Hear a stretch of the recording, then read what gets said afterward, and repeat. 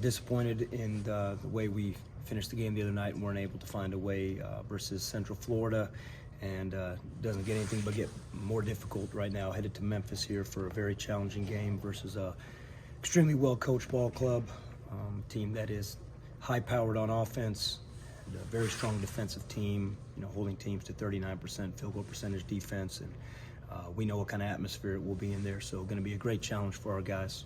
When you look ahead to the Tigers, obviously Dave's going to get the majority of the action for them. What's the game plan to try and contain him?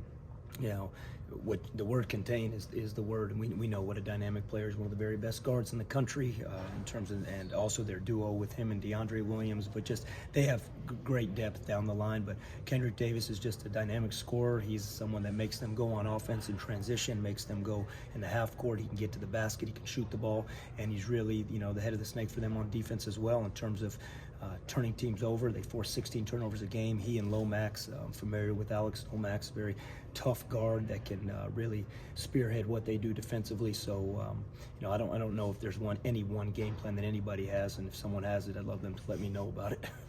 How key will it be to limit live ball turnovers, not let them get out in transition, and because they're always so athletic and fast and can score in bunches that way? Yeah, that's as big a key as any, and it doesn't matter if it's on the road or at home when you play Memphis or any team that forces as many turnovers as they do. And not only force turnovers, we've seen that we've had games where we force turnovers and we struggle to convert on those sometimes. They are really good at doing that. Not only do they force the turnovers, but they are a dynamic team getting out and running and finishing, and now you put that in their building and what that would do to the crowd and what that does to momentum and gets them even more aggressive on defense. So we have to make sure that we can take care of the basketball. It's going to be a premium. You came from Tennessee. I imagine you probably had some recruiting battles with Penny when you were there. What's your relationship with him? Any good stories that you have from the past? No, Tennessee is interesting. I mean, it's such a wide state, and Memphis is on the western part of the state, and Knoxville, University of Tennessee is in the eastern part of the state. So you don't always end up in that. There were some, but just great respect for Coach Hardaway and what he does there. Frank Haith, one of the coaches on the staff there, is someone that I have tremendous respect for, friendship with, someone the ultimate admiration for. Worked with him at Texas when he was an assistant, and then was fortunate enough to work for him at University of Miami and then as well at Tulsa. So I know what kind of dynamic coaching staff they have, and Coach Hardaway has built that program to a national power, and they're playing as good as anybody is right now.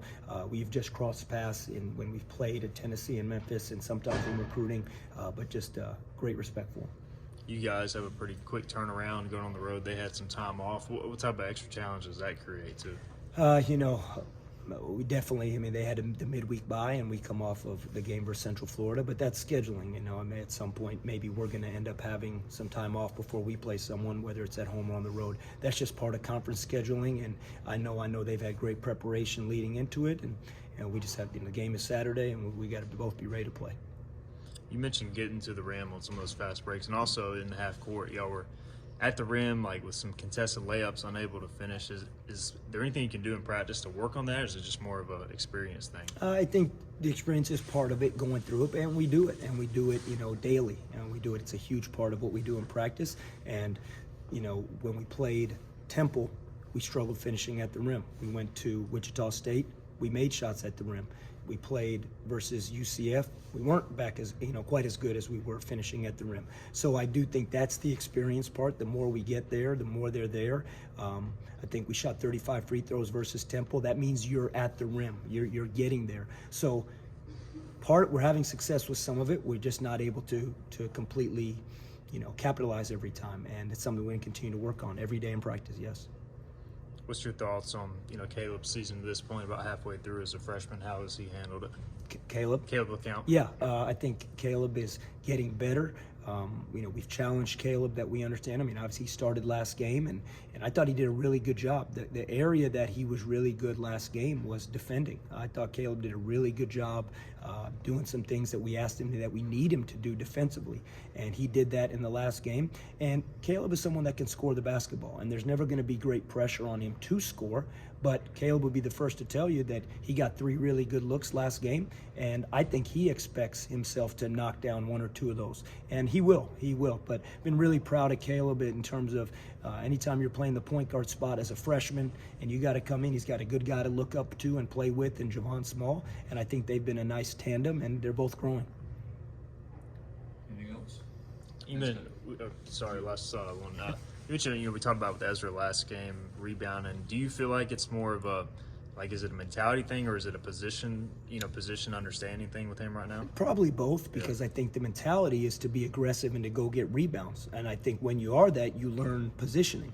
If you're going to just stand and watch and be a ball watcher, or you're going to stand away from the basket, or what most young guys do, shot goes up, they run right underneath the rim. And I tell them, man, the only rebound you're getting is when it goes through the net, and that doesn't count as a rebound. So those are things that he's learning. Ezra has all the ability to be a dynamic rebounder. And it's just understanding that you got to go every time. You got to understand the importance of it, the intensity that it takes. And he's going to get there. He's going to get there. You know what? I would say this about Ezra, and this is why we love coaching him so much. I think he's able to look in the mirror and say, yeah, averaging 3.5 rebounds right now, I want to be better. It's not just because the coaches or we're challenging him to. He knows he needs to be better. And I think he's accepted that. And we talked about it a lot since the UCF game. And I think he's going to really show a great effort there, and it's going to take time to get to where he wants to be, and we need him to be as a rebounder, but he's going to do it, and we have full belief in that. All right, good luck. Thank you, guys. Thanks, Coach. Good luck.